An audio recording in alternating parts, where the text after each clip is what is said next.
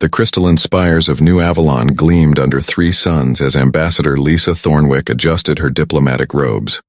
Her pointed ears twitched with nervous energy as she reviewed the morning briefings. As the elven representative to the Galactic Council, she had grown accustomed to the political complexities of interspecies relations, but today felt different. Her colleague, Ambassador Rachel Vex of the Centauri Collective, materialized beside her in a shimmer of blue energy. The alien woman's translucent skin rippled with bioluminescent patterns that indicated concern. The Corvin Empire has issued another ultimatum, Rachel said, her voice carrying the harmonic undertones typical of her species. They demand immediate surrender of the outer colonies or they will commence orbital bombardment. Lisa sighed, her centuries of diplomatic experience weighing heavily on her shoulders. How many ships do they have positioned? 12 dreadnoughts, 40 cruisers, and over 200 fighters, Rachel replied, her skin flickering from blue to a deep purple. Our combined fleets number less than half that force. The two women walked through the marble corridors of the embassy complex, their footsteps echoing in the vast space. Despite their different origins, they had developed a close friendship over the decades of service. Lisa's elven longevity and Rachel's shape-shifting abilities made them ideal diplomatic partners, capable of navigating the most complex negotiations. Perhaps we should contact Earth Command, Lisa suggested reluctantly, though I doubt the humans have anything that could match Corvin firepower. Rachel's patterns shifted to amber, indicating skepticism. Humans are remarkable in many ways, but military might has never been their strength.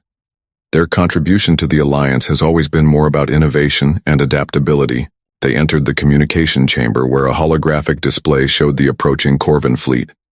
The ships were massive, each one capable of reducing a planet to slag. The Elven and Centauri fleets looked pitiful in comparison. Incoming. Transmission from Earth, announced the chamber's artificial intelligence. The display flickered, revealing a modest human male in simple military fatigues. He appeared to be in his early 40s, with graying hair and kind eyes behind wire-rimmed glasses. His name tag read, Commander James Mitchell. Ambassadors, he said with a slight smile. I understand you have a situation developing. Lisa exchanged glances with Rachel. This was not the imposing military leader they had expected. Commander, while we appreciate Earth's concern, this is beyond the scope of typical human capabilities. The Corvin Empire has brought their full battle fleet. I see. James nodded calmly. Well, my wife would be quite upset if I let anything happen to her diplomatic friends. She speaks very highly of both of you. Rachel's skin pattern showed confusion. Your wife? Ambassador Emma Mitchell, formerly Emma Brightleaf of the Woodland Court, James said. She mentioned her work with the Galactic Council quite often. Lisa's eyes widened. Emma Brightleaf had been a legendary elven warrior before joining the diplomatic corps. She had retired from active service decades ago to marry a human, but Lisa had never met her husband. Commander, Lisa said carefully, the Corvins have brought enough firepower to destroy several star systems. While we respect human ingenuity, this may require a more direct approach. James adjusted his glasses and smiled. Well, I suppose I should mention that I brought my ship. Just one vessel, nothing too impressive by modern standards. The display shifted to show a sleek, angular craft that looked ancient compared to the gleaming Corvin dreadnoughts. It was perhaps a quarter the size of their smallest cruiser. Commander, Rachel said gently, her patterns shifting to a sympathetic green. While we appreciate the gesture, one human vessel cannot possibly. Alarms suddenly blared throughout the chamber.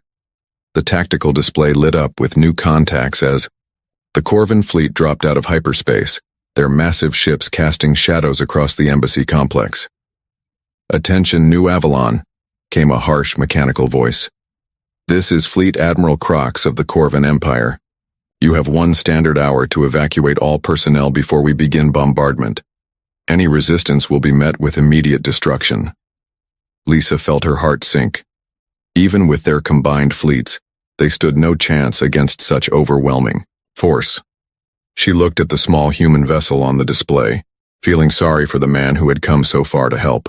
"Commander Mitchell," she began, "perhaps you should withdraw to a safe distance." "Actually," James interrupted politely, "I think I'll handle this personally."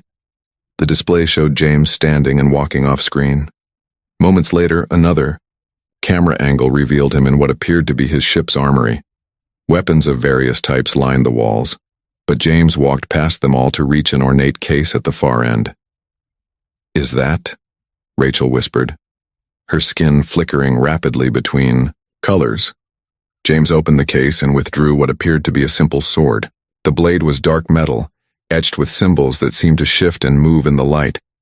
As his hand closed around the grip, the weapon began to emit a soft golden glow. "Impossible," Lisa breathed. "That's a Voidrender blade. They were lost thousands of years ago." "Not lost," James corrected, his voice carrying a new authority. "Hidden, waiting for the right moment."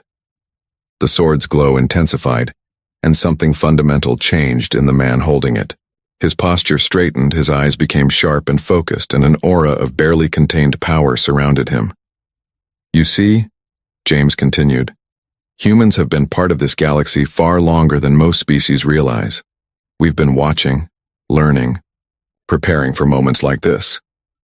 The tactical display showed the Corvin fleet beginning to move into bombardment positions. Crox's voice echoed again. 30 minutes remaining. James walked to another console and began entering commands. "The thing about Voidrender blades," he said conversationally, "is that they don't just cut through matter. They cut through space itself."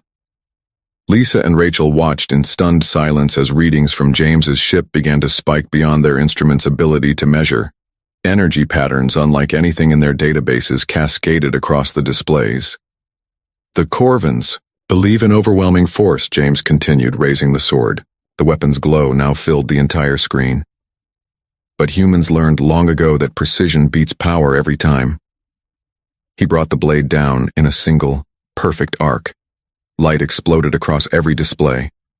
When it faded, the Corvin fleet was simply gone. Not destroyed, not scattered, gone, as if it had never existed. The communication channel crackled back to life, showing James calmly returning the sword to its case.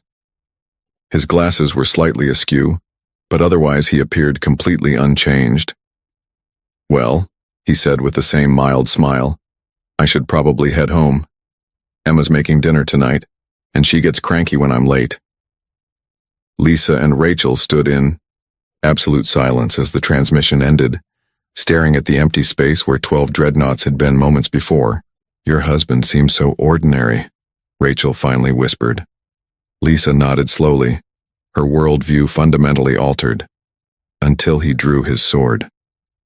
In the distance, James's modest ship turned toward Earth, carrying its secrets home to a wife who understood exactly what she had married.